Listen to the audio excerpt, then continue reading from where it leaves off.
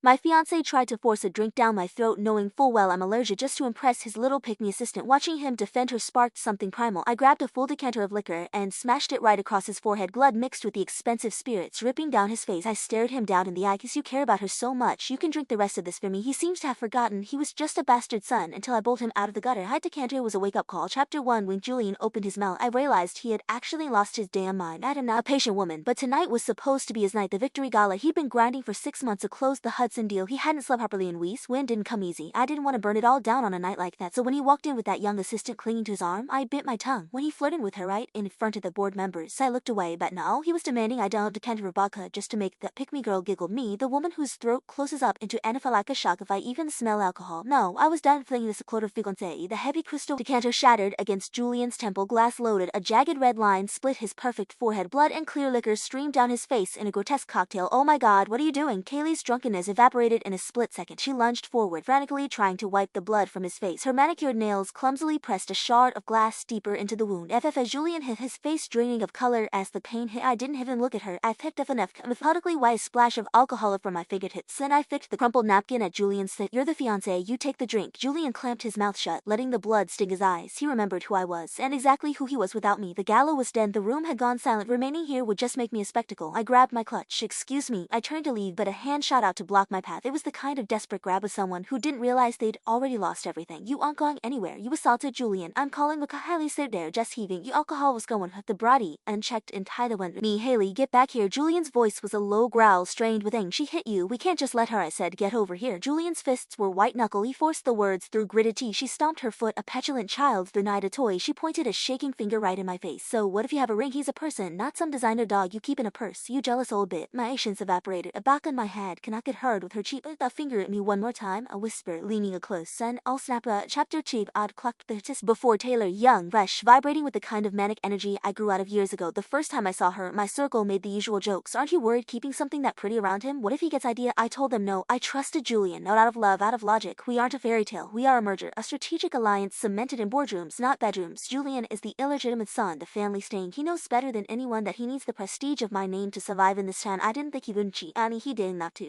Anyways, to me, the shame audacity of the male ego. He secured one big contract, and suddenly he thinks he's the king. He let a few people call him Mr. Donovan, and forgot he's just a stray dog I rescued from the gutter vine. I'll remind him. Julian cupped Kaylee's face in his hands. She was trembling, terrified into silence, tears tracking through her foundation. Julian's face twisted, genuine pain. The vein in his temple throbbed against the skin, thick and angry. "Leighton, you've gone too far." I arched a brow. "Too far? I have a dang and start a gift and Rafford. Dancing the show was here. It's claw my fun." He stood up from the VIP booth. "Whoa, come on now, don't fight over an outsider." "Yeah, you guys are making a scene. It's embarrassing. Technically, they are our mutual friends. We grew up together. When I was 15, my father bought into the Summit, the most exclusive gated community in the state, the kind of place where the neighbors don't just have money, they have the power to collapse economies. We all ended up in the same zip code, but friends is a stretch. Nobody wants to see Julian fail more than they do. They never sectoed that the pastor said of a mistress ever sit at their table. They had peacekeeping. They're pouring gasoline. Kip turned to me, swirling his drink, his voice dripping with condescension. "Men need their distractions, Leighton. Having a little confidant is normal. If you get this jealous over a little flirting, how are you going to handle marriage?" Nafferty chimed in, clapping a hand on Julian's shoulder, heavy, patronizing. "He's right. You know how Leighton get. Just apologize to the princess. You know had nothing that her backing." Julian's jaw tightened. The shame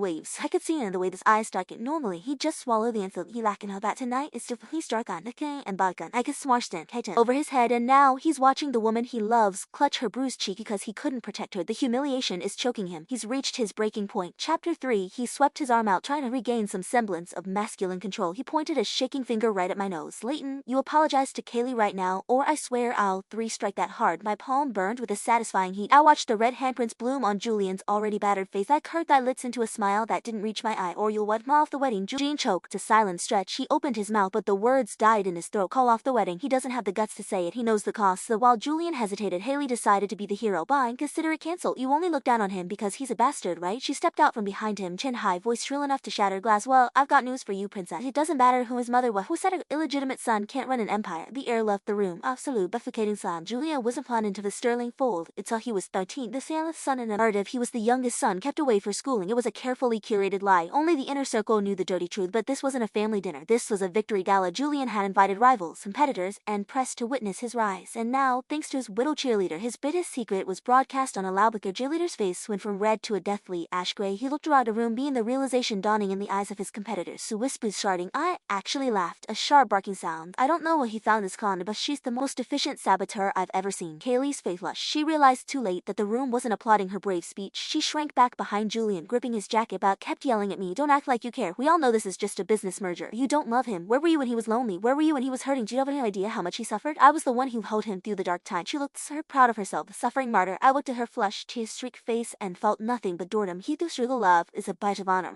You look the shekels so much. I'll give them a lifetime of it. I shoved Kip aside as he tried to block my path. Under the hungry gaze of every vulture in the room, I delivered the verdict. "You went out, you got it. The engagement is off, Julian." I stepped closer, lowering my voice so only the three of us could hear the fatality of the Hudson Project collapses tomorrow. The stock price tanks by noon. Chairman Donovan will disown you before dinner. I smoothed my dress. "Welcome back to the gutter, you ungrateful bastard. Enjoy the poverty." Chapter 4. I didn't go home to cry. I went straight to the war room. The Tador Sterling Tower was blazing with light. I sat at the head of the mahogany conference table, watching my executive assistant flitter the projection. "Miss Sterling, sorry, Leighton. We've leaked the scandal. Based on the current sentiment analysis, there's an 80 chance the Hudson Group will void their contract with Julian's firm, the Hudson Project. I said that deal 3 years ago. Back then, I was new to the throne. Gotcha. The project was too risky for me to swallow alone, though I fed it to Julian. If he won, we both won. If he failed, he'd keep bearing, and I walk away with clean hand. That the board has changed. I'm on the seat now. I take the big red. There is no morality in business. Burning bridges isn't just a strategy, it's an art form. And Julian isn't the only one who knows how to play dirty. 30 minutes. That's all it took for my PI to destroy Lee's life down to a PDL background, poverty line, high school dropout, currently a CNA at Mercy Hospital. The timeline was sickeningly clear. A year ago, Julian's biological mother, the mistress, was signed spirit to Mercy for terminal care. Julian's visited her in secret. That's where they met. His mother had stage 4 stomach cancer. It was ugly. Julian was avert. I understood pain. I shielded him. I took the heat from his father, Donovan. Though Julian could spend those final weeks at her bedside, I bought him time to say goodbye. He spent it sleeping with the help. He kept it quiet. He knew better than to parade his side piece around before the Hudson deal was signed. Maybe he thought he was untouchable now. Maybe he thought he had enough leverage to control me. He's about to learn that leverage works both ways. The engagement termination now was at the wire first. 30 minutes later, the photos brought to the assistant. The illegitimate status. They peer teen at squished. The fuzz is on. The internet doesn't give a damn about true love when there's a toxic power imbalance and a cheating scandal. They smell blood. Boycott Sterling started trending. The comments on Julian's corporate accounts were a bloodbath. I swiveled my chair, watching the ticker on the wall screen. Julian's stock was nosediving. The night is young. I'm not in a rush, but someone else was. The elevator doors ping. My father, Reginald. I haven't seen him in 6 months. He's been too busy playing house with a mistress younger than me. He was never bright, but her influence has turned his brain into absolute mush. "Legion, what the hell do you think you did?" He stormed into my office, bypassing security, base purple with rage. I took a slow sip of my black coffee. I motioned for my team to leave. Only when the heavy glass doors clicked shut did I look at him. "I'm not doing anything, Dad. I'm executing a damage control protocol. I'm severing a toxic asset to maximize profit for the family name." Bullshit. His palm hit my dead, the sound cracking through the silence like a gunshot. He lost this move. When I restructured the board, he called me reckless and slapped me. When I fired the battling VP, he called me crazy and trashed my office. He would call, "Dan, you think you know everything just because you've sat in the big chair for a few years? This isn't a game, Leighton. You don't know how the real world works." He leaned over the desk, spit flying. "Retract the statement. Now, you are coming with me to Donovan's house to apologize. He's been blowing up my phone all night." He straightened his tie, dropping the bomb he'd been saving. "And your brother just graduated. I'm bringing him into the C-suite to supervise you. I can't let you run this company into the ground with your tantrums anymore." I stared at him. My pulse didn't even jump. "I'm an only child." I stared at him. "His willing to go to tantrify this ceramic mug detonated against the drywall. Dark roast coffee drips down the pristine white ate like dirty oil. Shards of porcelain scattering across the hardwood floor. Reginald's chest heaved. He pointed a trembling finger at my face. "Do you have any respect left for your own father?" I didn't flinch. Propping my chin on my hand, I locked eyes with him, letting the silence stretch until it was uncomfortable. Then I asked the question that had been sitting in the chamber. "Are you doing this for the company or for your sugar baby?" Reginald's hand froze in midair. A flush of humiliation crept up his neck, muffling his skin. He was like a caught teenager. Julian is calculated. He knew I was impossible to leverage, so he went for the weekly. 6 months ago, he orchestrated a chance meeting between his own cousin and my father, Dar, young, viable, and adept at using her body. An aging narcissist like Reginald never stood a chance. One whisper from her on the pillow carried more weight than 20 years of blood relation with me. Seeing Reginald struggle for an excuse, I picked up my office line and hit the speed dial. "Then security to 16, Oak Haven Drive," I said, my voice line. "Clear the property." Everyone out. "Now, understood, Miss Sterling." The secretary hung up before I did. Reginald's eyes bulged, a color draining from his face. "You can't do that. That's illegal." I smirked, leaning back in my leather chair.